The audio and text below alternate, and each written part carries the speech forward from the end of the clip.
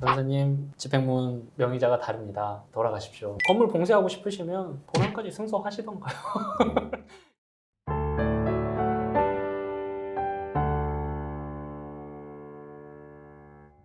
복잡한 부동산 분쟁을 시뮬레이션 형식으로 쉽고 재밌게 전달드리고 있는 아마티아 채널입니다.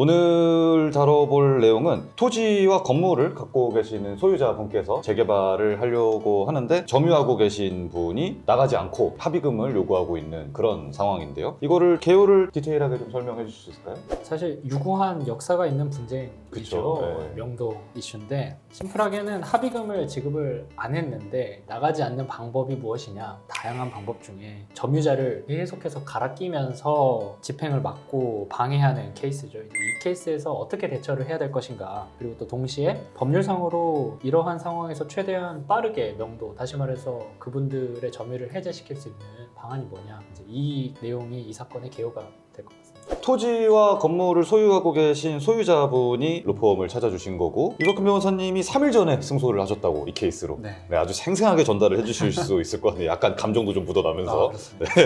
그러면은 소유자 측에서 어떤 식으로 그럼 주장을 하실까요? 저희 소유자는 너무 억울합니다. 임대차 기간이 끝났는데 나가질 않아서 나가라고 수차례 말씀을 드렸음에도 불구하고 절대 나가지 않죠. 그래서 저희는 어쩔 수 없이 점유할 권리가 없기 때문에 당장 부동산을 인도하라는 부동산 인도 청구 소송을 진행하게 됩니다. 그리고 방금 말씀하셨던 것처럼 점유를 계속 갈아 끼우면서 집행을 방해할 수도 있기 때문에 점유 이전 금지 가처분이라는 것도 저희가 같이 제기를 하게 됐는데요. 점유 이전 금지 가처분이 실제 결정이 되고 집행이 되게 되면 더 이상 해당 점유자는 자신의 점유를 바꿀 수가 없습니다. 그리고 만약에 바꾼다고 하더라도 바꾼 점유자에게도 저희가 새로운 집행을 바로 할 수 있게 되는 거죠.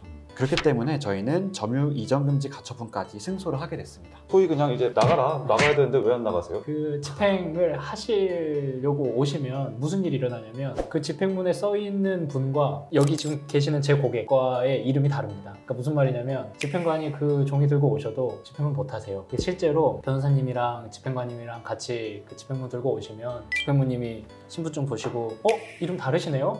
하고 다시 법원으로 돌아가십니다. 그게 왜 그런 거죠? 그럼 다른 사람이 대신 있는 건가요? 그렇죠. 이 사람에 대한 점유 이전을 금지한다라는 게 픽스돼서 법원의 판결이 나왔는데, 갔더니 다른 사람이 있는 거예요. 다시 말해서 저의 고객이 다른 사람이 있는 거죠. 문서에는 김규일 나가라 이렇게 써 있는데 그렇죠. 막상 와보니까 김대철이 있는. 그렇죠. 그러면은 이제 효력이 없는. 그렇죠. 그래서 네. 다시 쫓아 네. 보내는 거죠. 아, 변호사님, 집행문 명의자가 다릅니다. 돌아가십시오. 다르다고 합니다. 혹시 점유를 다른 사람에게 줄까봐 점유 이전 금지 가처분까지 받아서 갔는데 점유 이전을 금지하려는 사람조차 다른 거죠. 그렇죠. 굉장히 당황스럽습니다. 아, 네네. 네. 그렇기 때문에 저희는 어쩔 수 없이 바로 다시 인도소송과 점유 이전 금지 가처분을 다시 바로 제기하게 됐습니다. 근데 변호사님, 상대 측도 그러면은 그거를 알고 미리 변호인이 좀 이런 식으로 조언을 좀 해준 걸까요? 저는 그렇게 생각을 했습니다. 아. 이건 어디서 아마 법적 조언을 받았거나 아니면 블로그나 이런 거 보고 찾아볼 수도 있죠.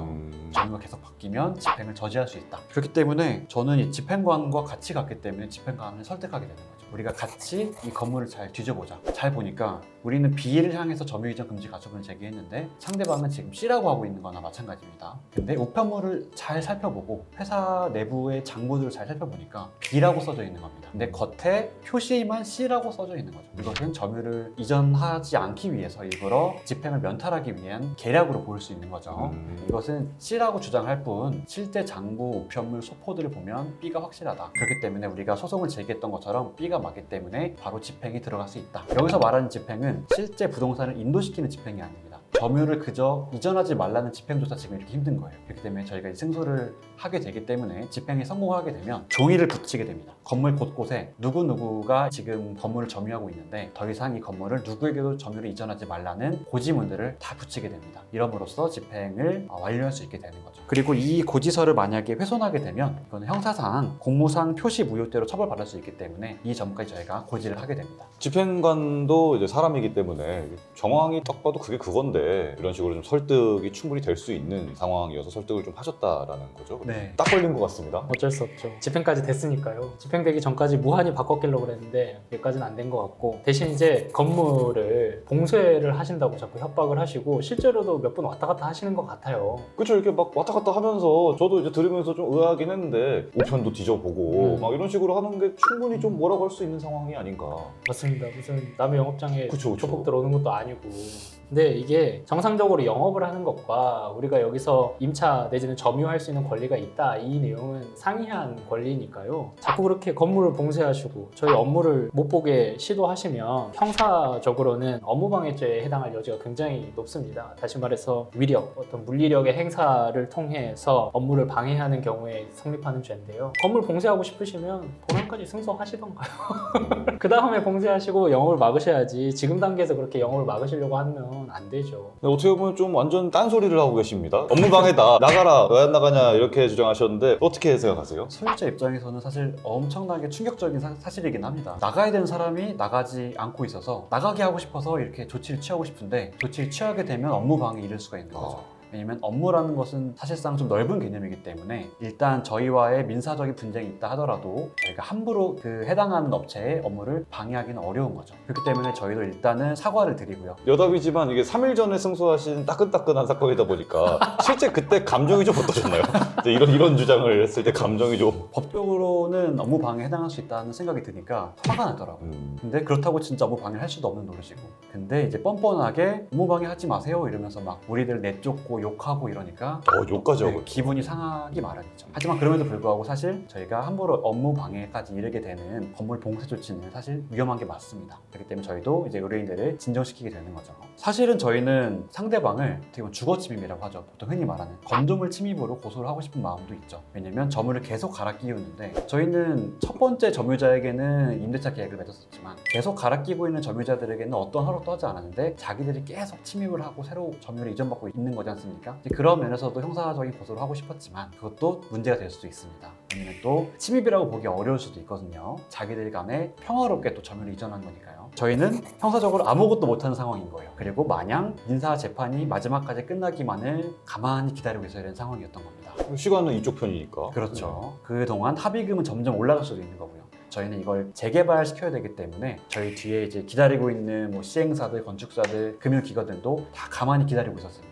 그 사이에 저희가 얻게 되는 손해는 매우 컸죠. 그래서 저희가 이제 시도했던 것들이 바로 인도 단행 가처분이라는 것인데요. 인도 단행 가처분이라는 것은 인도를 바로 단행한다는 겁니다. 흔히 말해서 바로 저희가 만족을 할 수 있게 되는 거죠. 법적으로는 만족적 가처분이라고 합니다. 이 만족적 가처분 같은 경우에는 저희가 민사 사건의 본안 판결에서 이기지 않았다고 하더라도 사전적으로 가처분으로서 완전한 만족을 이루게 해준다는 것입니다. 그렇기 때문에 굉장히 예외적으로 부당한 경우에만 판사가 인용을 하게 되죠. 저희는 그래서 이 고도의 소명을 다하기 위해서 굉장히 많은 증명들을 가지고 가야만 했습니다. 예를 들어서 임대차 기간이 끝났는데도 불구하고 본인들끼리 다른 업자들을 이용해서 계속 명의를 악의적으로 갈아 끼고 있다는 사실들, 증명들, 굉장히 많은 사진들도 준비를 해갔고요. 그리고 무엇보다 이게 전체 재건축 사업에 큰 해가 되었다는 겁니다. 알박기라고 하죠. 인도단의 가처분이 인용되는 가장 흔한 케이스 중 하나가 바로 알박기 사건 관련된 것이었는데요. 어떠한 권한도 없이 일부러 합의금을 올리기 위해서 자신들의 점유를 이전하지 않고 있는 경우에는 재판부가 보기에도 너무나 부당하다. 그렇기 때문에 본안 소송까지 확정이 되려면 1년, 2년 이상 걸릴 수도 있거든요. 그렇기 때문에 인도단의 가처분을 인용함으로써 바로 점유 이전이 가능하도록 소송이 진행될 수가 있습니다. 그렇게 해서 저희가 승소를 하게 된 것이고. 그러니까 인도 단행 가처분이라고 하는 어찌 보면 이제 필살기네요. 근데 조건이 굉장히 까다로운. 그래서 그 조건을 전부 준비해가지고 만족시켜서 이제 필살기를 딱 지금 쐈습니다. 나가야죠.